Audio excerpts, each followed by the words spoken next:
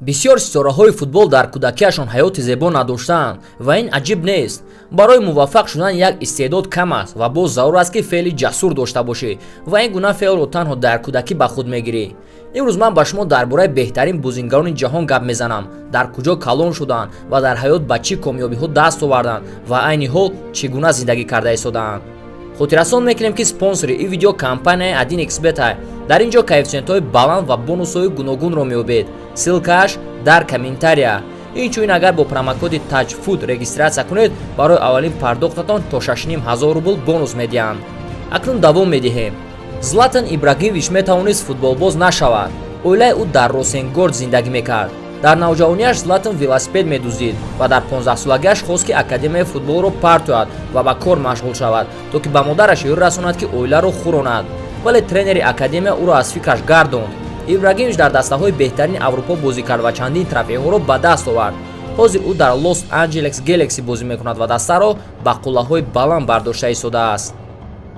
хонае ки Неймар дар кӯдакиаш зиндагӣ мекард дар шаҳри Сан-Пауло мебошад ва дар назди хонаи ӯ мусуркахона буд.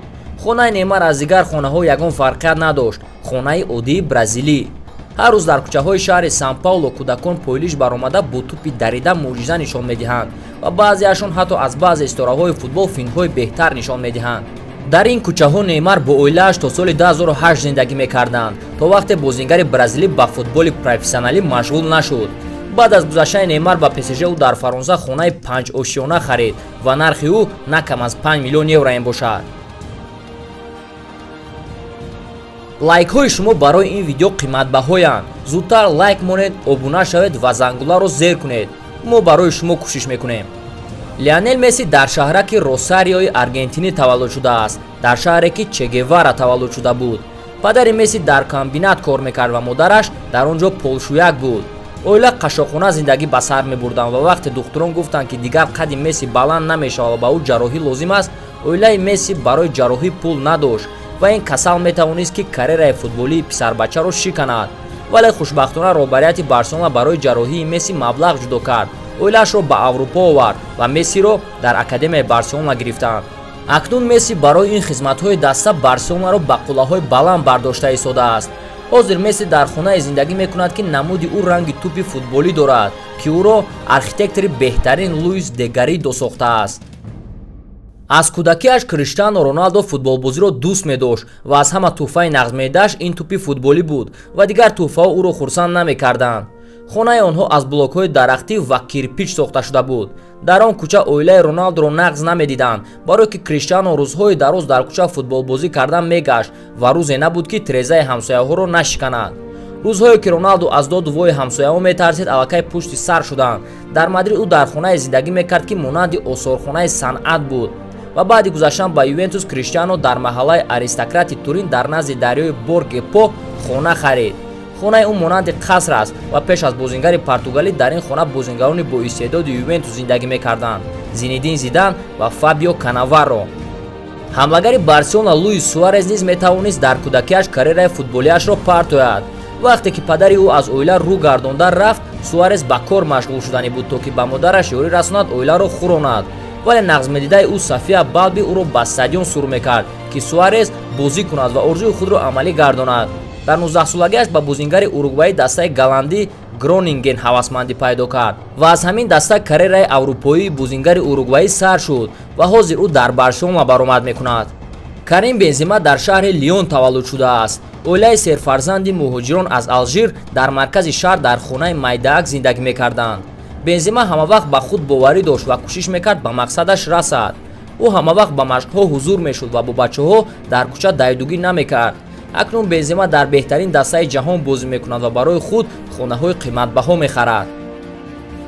бовариятон намеояд, вале дар синни 14-солагиаш Алексис Санчес ҳатто бутси барои футболбозӣ надошт ва ӯ маҷбур мешуд пойлиш бозӣ кунад. оилаи ӯ дар тангкӯча дар хонаи якошиёна зиндагӣ мекард ва аз кӯдакиаш Алексис кор мекард, то ки ба модараш ёрӣ расонад. падари ӯ онҳоро партофт. як рӯз раиси шаҳракашон бозии боистеъдоди Алексисро дида бутсиҳои якумашро ба ӯ тӯҳфа кард ва акнун ӯ бозингари профессионалӣ шуд ва дар яке аз беҳтарин дастаҳо бозӣ мекунад. дар маоши якуми худ Алексис ба модараш хона харид. акнун Алексис метавонад аз ҳама хонаи калони зебо бо майдони голф ва майдон барои вертолёт харад. Франк Рибери хело майда буд вақте ки оилаи ӯ ба садама дучор шуд ва дар рӯи Франк шрам монд. ӯ дар маҳаллаи камбағали Фаронса зиндагӣ мекард ва дар майдони битунӣ футбол бозӣ карда инчунин кам-кам кор мекард ва падараш дар стройка ёрӣ мерасонд. Рибери дар академияи Лил бозӣ мекард, вале ӯро сур карданд аз сабабе ки ӯ ҳамавақт бо ҳамсолони худ ҷанг мекард.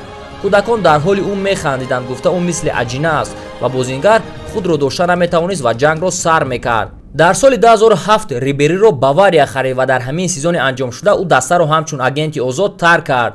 ӯ Мюнхенро хонаи худ меҳисобад ва мехоҳад баъди анҷом расонидани карьерааш дар он ҷо зиндагӣ кунад.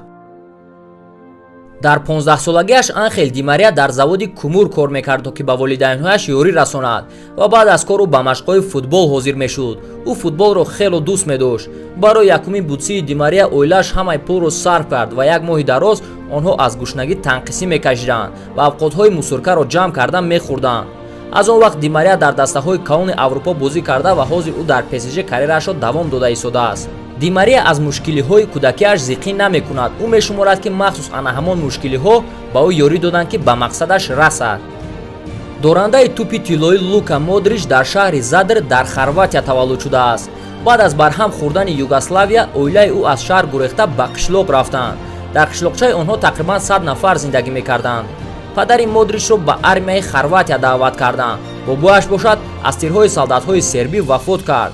он рӯзҳои баъд ҳеҷ аз хотираи Модрич намераванд ва аз ҳамин сабаб ӯ ҳамавақт зиқ аст.